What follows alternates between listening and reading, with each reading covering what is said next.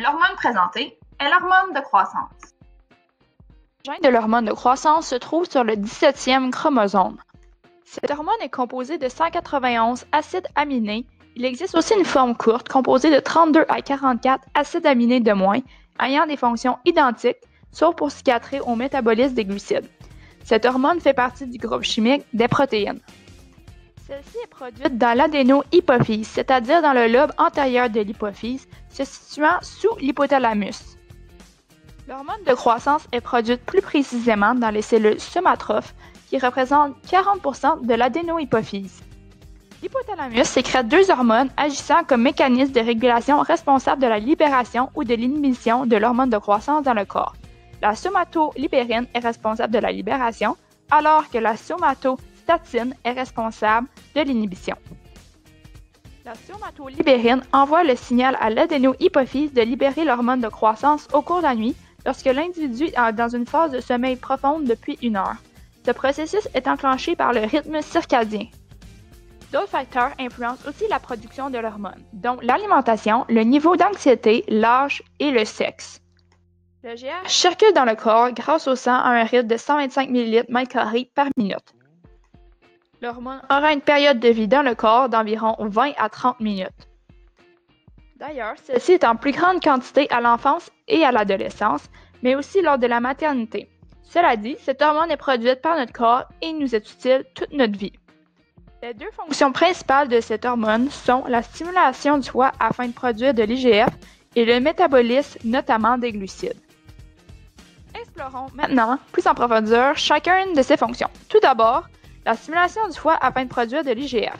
L'hormone de croissance circulant dans le sang va une fois au niveau du foie stimuler la libération d'une autre hormone appelée l'IGF, signifiant en anglais Insulin-like Growth Hormone. L'IGF permet la croissance du cartilage grâce à la multiplication des chondrocytes. Les chondrocytes sont les cellules formant le cartilage. Leur multiplication explique notamment le fait que le nez et les oreilles grandissent toute notre vie.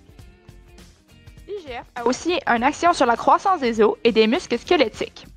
L'hormone de croissance a aussi une fonction métabolique anabolisante, c'est-à-dire favorisant la transformation des nutriments en tissus vivants. Lorsqu'il y a un certain déséquilibre homéostatique dans l'organisme, certains problèmes peuvent occurrir comme l'acromégalie, le gigantisme, l'insuffisance hypophysaire et l'onanisme.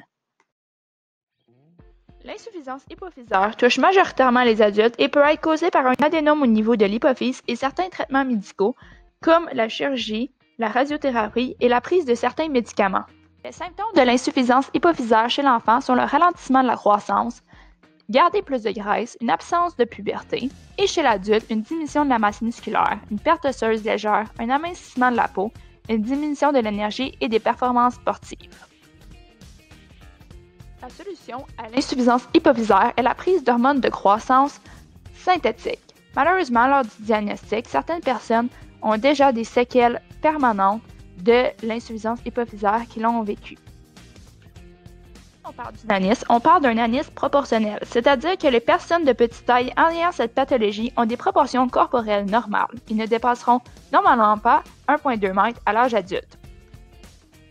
Lorsqu'il y a un excès d'hormones de croissance dès le jeune âge, on parle de gigantisme.